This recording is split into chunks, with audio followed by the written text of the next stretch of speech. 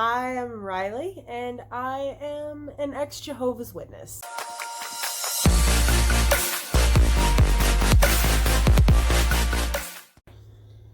Alright. I didn't really know if I was ever going to make this video, but here we are. It was weighing heavy on my heart today, and I just decided it was time. I am here to say that I think there's a big misconception that witnesses are just the nice people that show up to your door and annoy you early morning on a Saturday, dressed up in their nice clothes, and they're just really religious and sweet, and you just kind of shoo them away, right? Well, there is so much more to them than that. I honestly believe that the people within that religion also see themselves as that well-doer.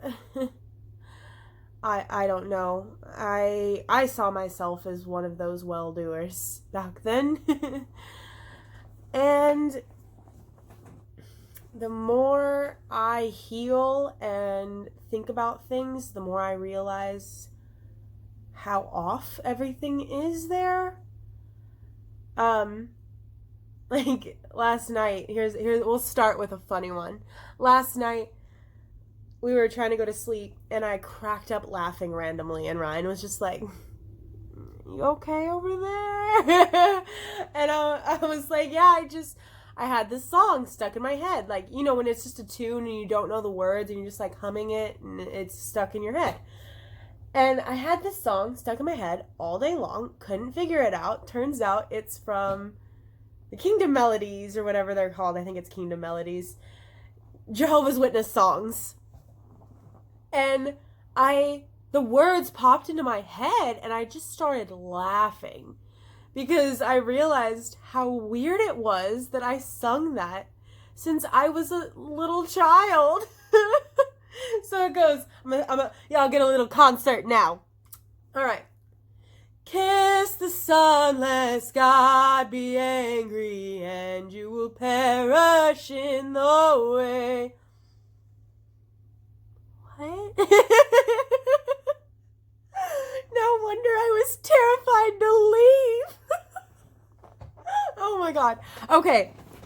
Put my serious hat on now, because this is a very serious conversation. I will say there is a trigger warning. There's going to be stuff discussed such as sexual assault and manipulation from a religious standpoint, I guess. So there is a warning on this video. Please do not watch this if you don't feel like you can handle it. I know that these types of videos really weighed on me a couple years ago. So just know in your heart if you should turn this video off right now. And also, there is a hotline if you need someone to talk to. Call it. Don't be afraid to get help if you need to get help. I've been there. Trust me, it's not worth it. Just make the call, please. Now to get into what I wanted to talk about. First off, I want to say that something that provoked this video was the new documentary that is coming out tonight on Oxygen. If you do not have TV, standard TV like DirecTV, but you have a smart television, there is an Oxygen app and you can watch live television on there. It is called The Witnesses and it comes on at 7 p.m. Eastern Standard Time. It is mainly focused on the sexual assault allegations and how the witnesses have been covering those up for decades. There's also another documentary if you are interested in learning more about witnesses as a whole, what it's like to be a witness and to leave being a witness, to get disfellowshipped. That I've watched so many times. It is very interesting, very intriguing. It's nice to hear that you're not alone and that this is not just your story, but the story of thousands. I mean, it could be hundreds, but I would assume more than 1,000 people have left. So, guessing here. But the one that shows that is from Leah Remini. You might know her show, Scientology, The Aftermath. And she has a special called Leah Remini, Scientology and Aftermath, Jehovah's Witnesses. And it interviews a lot of witnesses, and they talk about their life being in the religion and their life leaving the religion. Very interesting, very informative. If you want to understand more about what I'm talking about in this video, that would be the one to look for. About the documentary coming out tonight, it is about sexual assault, so beware of that. But something I think most people don't realize is when you come forward about sexual assault, you have to have a witness, not just any other Jehovah's Witness. You have to have someone that was there that can corroborate your story, or someone that has also been sexually assaulted by that individual. And then you are taken into a judicial meeting, which is 2 or more elders, usually 3 in my experience. And they will sit there with their Bibles and read you scriptures and just talk and talk and talk and talk and ask the same question in a plethora of different ways in order to trip you up and catch you in a lie, I'm assuming. But you shouldn't be treated like you're in trouble when you're coming forward for a sexual assault. Not to mention, parents, like, this is for everyone. This is for everyone. But the thing that gets me is parents follow this same rule. If your child comes forward and says they were hurt in that way by someone, you do not go to the police. You go to the elders, and they start the judiciary process. Because Jehovah will take care of it how he sees fit.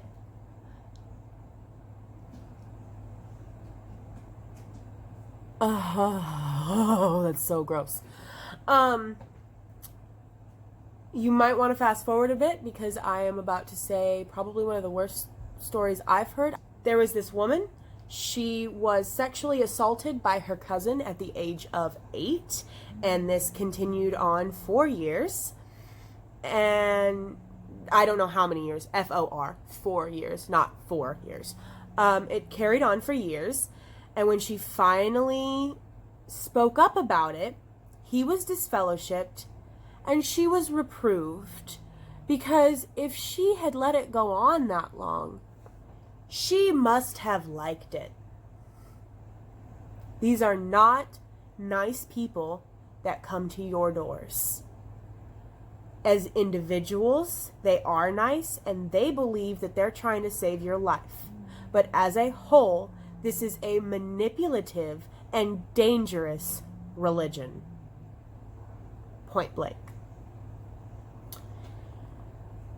So now I'm going to kind of move into my own stories.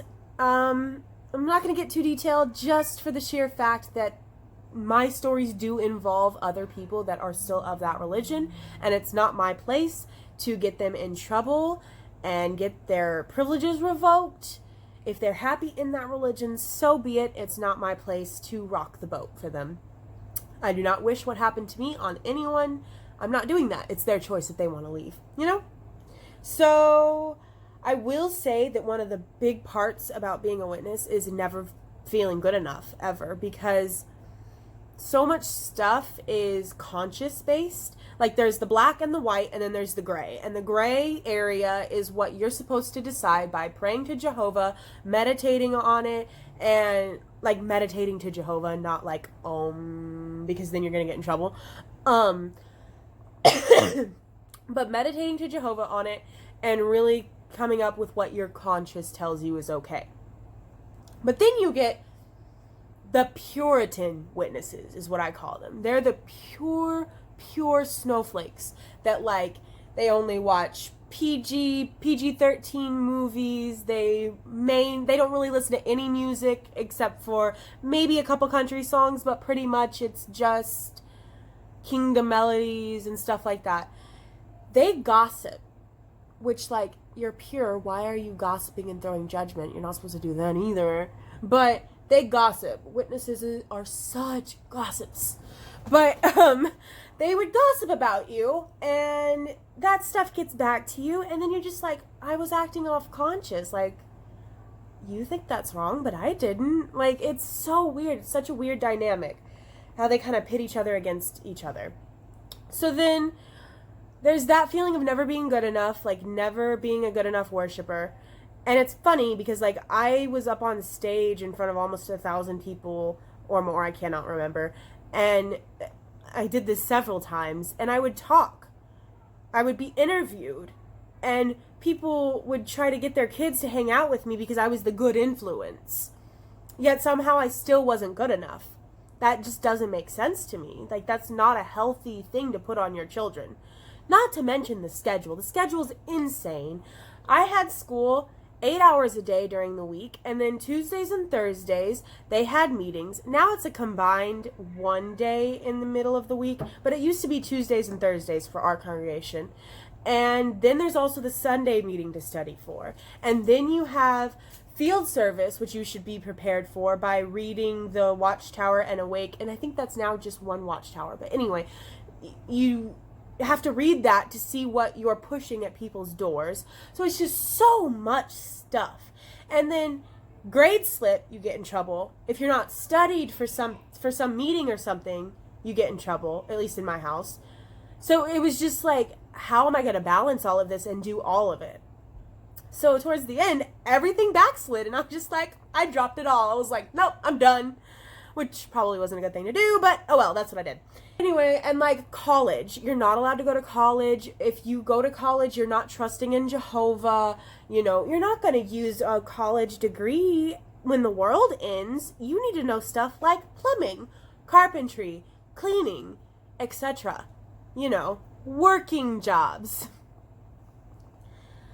And so people don't really go to college. I still have yet to go to college. I don't know if I ever will, because it's not something I'm interested in, because it was never an option.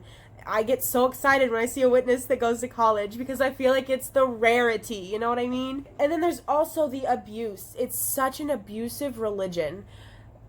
Like, I have my own stories. I will not get into those stories, but I have my own stuff that's happened. I think abuse is such a big thing for children of witness parents, because especially like in many cases where it's like a third generation thing, like I am a third or fourth generation Jehovah's Witness, and so each generation they're going to be more brainwashed and just more scarred, you know, because it's more intense each generation. That's just my opinion. No, like, solid proof on that. Just my opinion on that matter.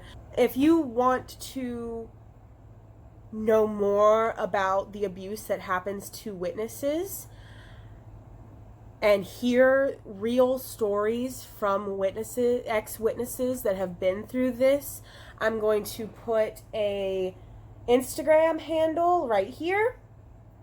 And it is a great account. Very sad, very disturbing, but it is a great account in terms of shedding light on what many people have to go through being a child of Jehovah's Witness parents. And major trigger warning on that account, because it's dark. It gets dark. It really does. And then there's the manipulation of, if you want to leave something that you didn't have a choice in, like you were raised in this. If you got baptized, when you leave, your friends won't talk to you, your family won't talk to you, no one from that religion is allowed to talk to you until you decide to come back. You are alone. You lose everything. I was kicked out of my house at 17 years old.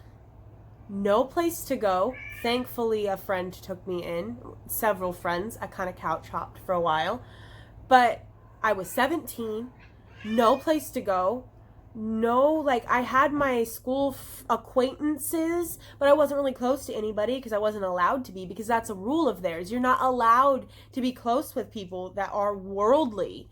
You have to stick with your friends in the religion. So when you go to leave, of course they want you to do that, because then when you go to leave, no friends to lean on, no family to lean on. You're alone. You're alone in a scary new world that you have not been taught how to live in. It's insane. And they coach you on how to manipulate people into coming into this religion. They teach you what to say at the doors. They teach you how to say it. They teach you if you're talking on the phone with someone about the religion. If you smile, they can hear your smile through the phone. And you need to be extra, extra, extra bubbly, more bubbly than you'd be at the door, because they're not going to be able to see your facial expressions at the door. So you have to push that, oh, I'm so happy vibe. And then, when all of this gets too much, when you're done with the classes on public speaking and how to get people to listen to you and how to squash people's ideas when they say you're wrong and how to show them scriptures to prove them wrong. Gats. When you're done with all of that and you're so anxious and depressed that you just don't want to live on this earth anymore because you simply can't handle it, you try to get help from them. They tell you to lean on Jehovah. They tell you Jehovah will help you.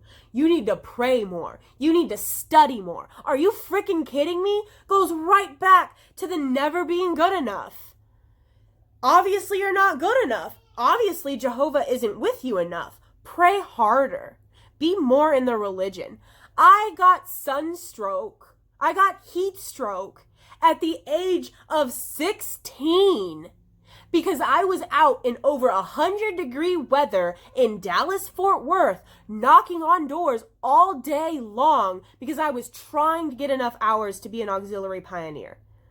I decided I was going to be an auxiliary pioneer, which is a certain amount of hours a month. I think it's 60. I could be wrong.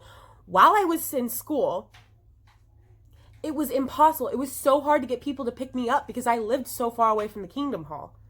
So to get my hours, I was walking all day in Dallas, Fort Worth, and I passed out and had a heat stroke because I didn't think I was good enough, and I was not giving enough of myself to Jehovah, going every weekend to Kingdom Hall builds, all volunteer work, building churches for these people, building their Kingdom Halls, and I wasn't good enough. That's why I had depression. That's why I had anxiety. Not because my mom had been dying my whole life. Not because I was stressed because of this dang religion. But because I was not strong enough. And I did not lean on God enough. That makes sense. Whew. I just want to say, the main reason I decided to make this video was I have things I needed to get off my chest, obviously. There's so much more in this brain of mine. But there was stuff I needed to get off my chest. And also, if you're out there watching this and you feel like you want to leave, or you're not happy being there, or you've already left, or you just need someone to talk to that isn't a Jehovah's Witness, that doesn't have all these preconceived notions in their mind, if you need to talk to someone who gets it, I am here. Come talk to me. There is no judgments. I have been where you are, and it hurts, and I know that. I can't fix your problems, but I can definitely be here for you. I am here for you if you need it. Come talk to me. My social media stuff, I don't know if you can message on YouTube, but my social media stuff is at the bottom. I'm always on Instagram, so, but yeah, I'm here if you need it. Much love to you. Stay strong.